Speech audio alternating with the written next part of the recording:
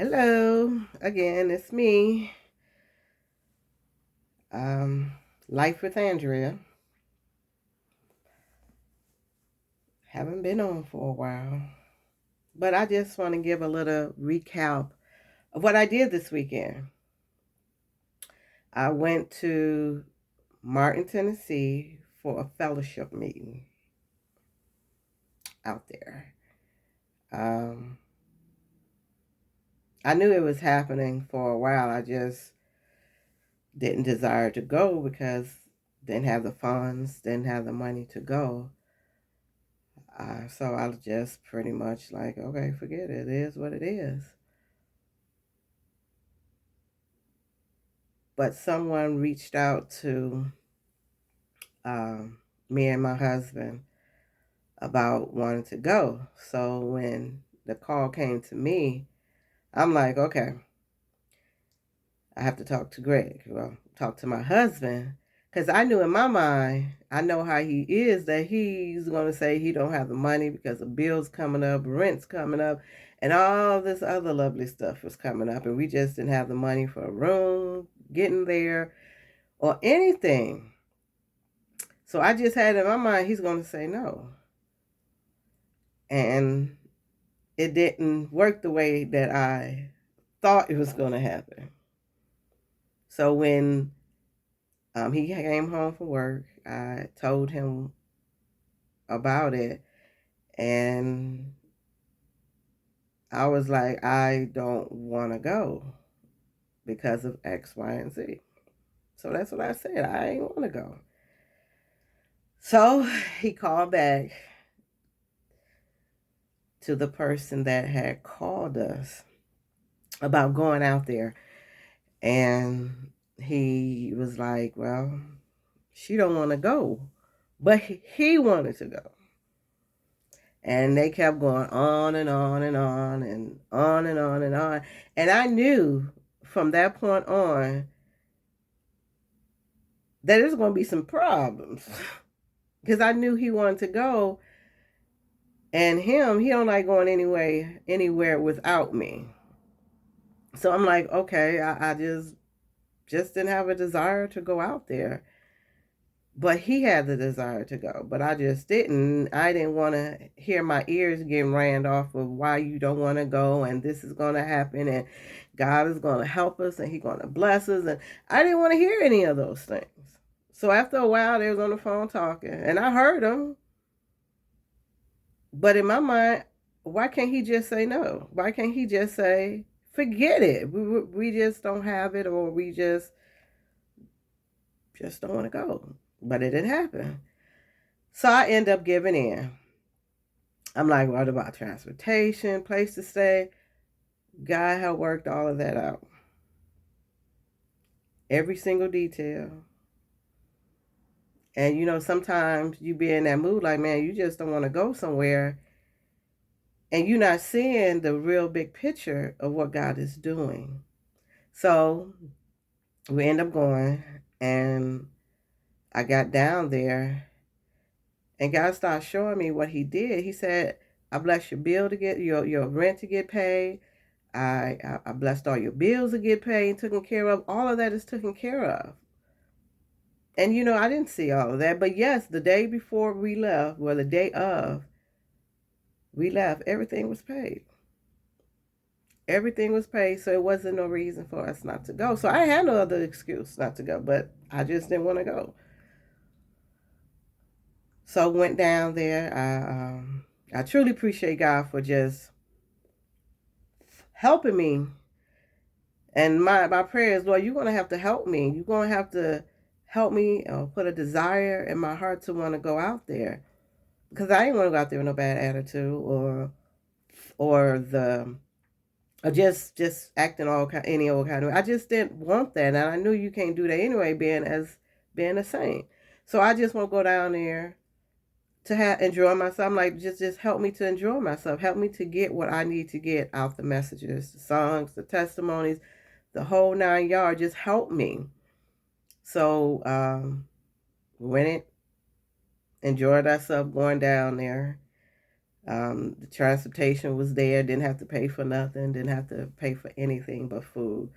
And I appreciate God for that because it could have been worse being here and knowing what God is telling you to do. So it's best to obey than to disobey God when He's telling you what to do. So God bless us to get there safely. We got there Friday night. And we enjoyed ourselves. I really could say for myself that I really thank God for going out there because I really enjoyed myself. I really enjoyed hearing the messages, the songs, the testimonies, seeing things I haven't seen in years. It was really a blessing just to be in the midst of the saints and being with God's people. So the first message that was Saturday morning, I cannot remember the pastor name, but he's from Hennesburg, Mississippi. He preached on love. He preached on loving your brothers the way God would have for us to love our brothers.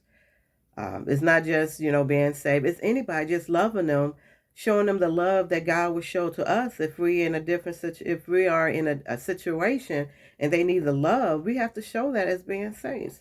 We can't just treat them any old kind of way because they're going through that and acting all nasty to them. No, we got to show love. We got to be able to help and reach out to people when they're hurting and when they're down. We got to show love. And even with our children, our companions, that's where love going to have to come in at because sometimes they are tests, especially your companions, children too.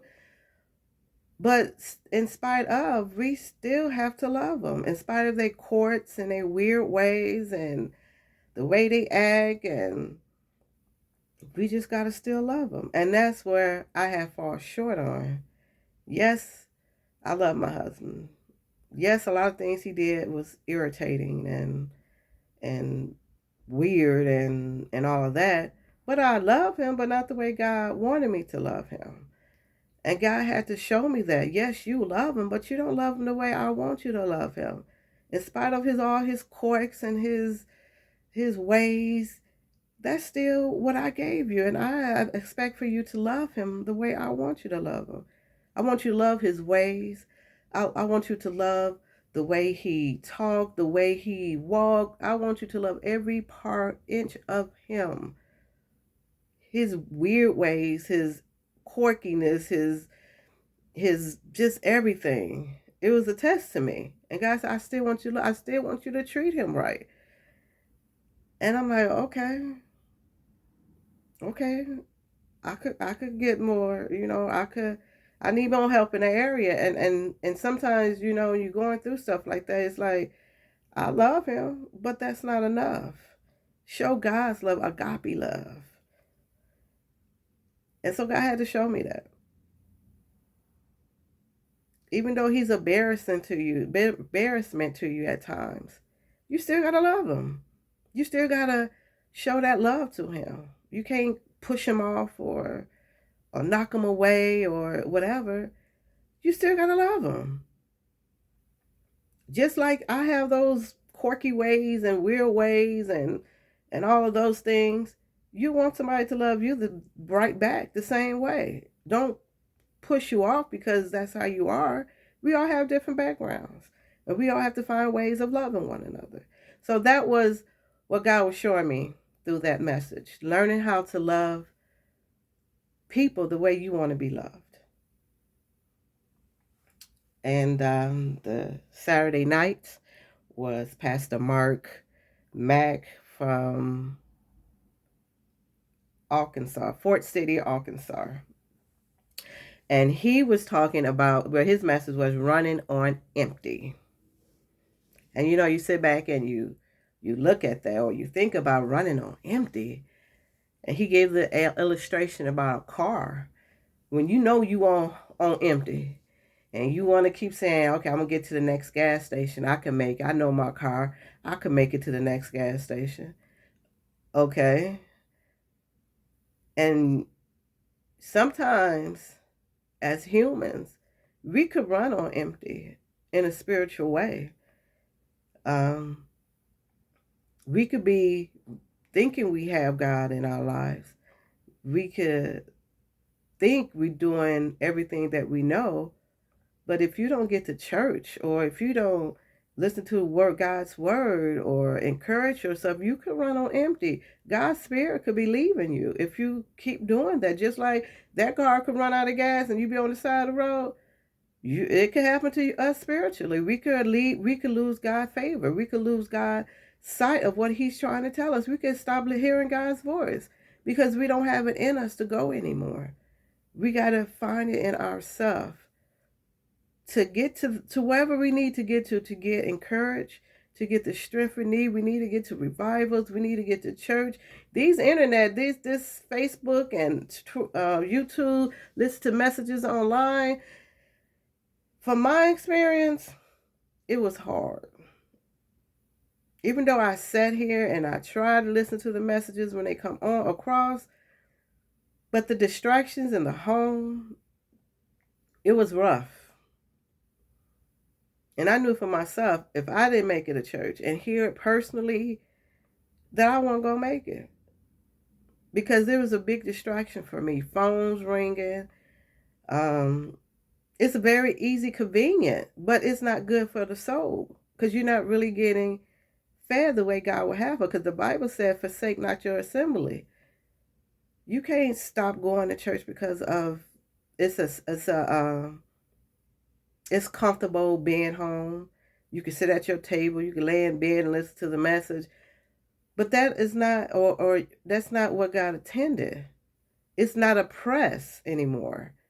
And God's going to get us if we don't stop it. We need to get to church and get filled with the oil God puts in us. In order to make it in this world we're living in, we need God's oil. We don't want to be like those virgins where some went and got the oil that they need to get filled, and some just slept around and saying, hey, I'll get it later. I could do that later. No, we don't want that to happen. We want to make heaven our home. And that should be our main focus. Our main goal is making heaven our home. So he was talking about being empty in the things of God. Don't have the fight. Don't have the strength to fight anymore. And I found myself being like that. Even though, yes, I was going to church. It was like you were just doing it because, you have to do it. But it wasn't doing anything for me. I was running on empty. I was running on fumes pretty much. Just like that car could be found on the road because of no gas, I could be found on the road too. I could be back in sin, doing the things that I once was doing. And I knew in my heart I didn't want that to happen. But something had to give. I needed some strength. I needed to be filled up. But I didn't know how to do it. I didn't want to reach out for help. I didn't want to do any of those things. But I appreciate God for sending me down there to that revival, that fellowship, because I got what I needed, and God showed me exactly where I was. If I believe, if I would never have went down there and got the help, or for God to show me where I was and to show me how to get out of it, I want to be saved today. I truly believe that. And I appreciate the saints. I appreciate my husband. I appreciate all those people that helped me and blessed me to be able to get down there. I really appreciate my pastor. I appreciate his wife. I appreciate Pastor DeVale Lloyd, his wife, Sister Cynthia, for even helping me to be able to make that fellowship. They just really don't know how much it helped me, how much it encouraged me to just sit in the midst and just take it all in. So Sunday morning was Pastor Rodney Cummings from Montgomery, Alabama. I want to say it's Montgomery, Alabama. He preached on don't change. Now sit back and think about that. Don't change. A lot of people would tell you changed. You're not the same person no more. And maybe so. I hope it's a good thing. But at salvation, God don't want us to change. The way he started us off, he wants us to keep it. He wants us to continue to grow and don't change. He don't want us to change. He don't want our attitudes to change because we know we running on empty. When you run on empty, things change. Your attitude change, the way you think change, your mannerism change, everything change. You even start looking at the saints weird because you feel that they the one changing, but it's not them changing. It's you. You the one changing because you don't have the oil to fight anymore. You start looking at things different. So as being saints, we can't change. We have to fight for our souls because this devil is out here to steal, kill, and destroy us. If we don't have a fight in us, we're not going to make it. So God don't want us to change. He wants to continue to fight. He wants to continue to be encouraged. He still wants us to do what he started us off with. And sometimes it might be scary. Sometimes it might be hard. But God wants us to continue to do, or we're going to be found on the road wanting, or we're going to be back out there in sin if we let the devil take the fight out of us, because the devil has taken the fight out of a lot of saints. And by God's grace and his strength, I don't want to be found there. Yes, I know it's going to be tests and trials. It's part of life. Sometimes we put our own self in tests and trials that we got to ask God to help us to get out of it. But just to be encouraged, don't be found on the road. Don't change because things get hard or you don't see God, what he's doing for you, or things are getting really tight and hard. It just don't change. Stand still and see the salvation of God. And I truly appreciate God because I was changing. I was literally changing. Attitude started changing. The way I looked at things started changing. It was a fight to even go to church. It was just a fight. It was a battle. And people put that facade up like, yeah, I'm doing good. Yeah, I'm there. But I knew I wasn't. I knew inside of me was hurting. But I appreciate God for giving me that opportunity to go out and spend time with the saints, to be in the messages and just hear it for myself, because that's what I needed, to fight a little farther, to go a little farther. That's what I needed. And I truly appreciate God for that. You really just don't know how much it helped me. It was a blessing.